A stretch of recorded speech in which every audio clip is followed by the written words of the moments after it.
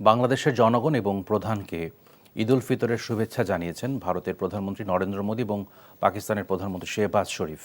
সোমবার প্রধান উপদেষ্টাকে পাঠানো ঈদ শুভেচ্ছা বার্তায় মোদী বলেন, ঈদ উল ফিতর সহমর্মিতা, উদারতা এবং সংহতির মূল্যবোধের কথা মনে করিয়ে দেয়।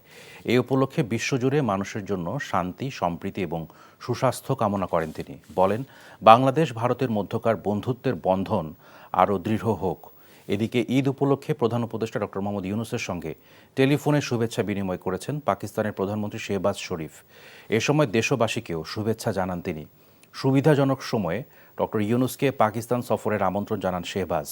এ সময় প্রধান উপদেষ্টা পাকিস্তানের জনগণকে ঈদের শুভেচ্ছা জানান।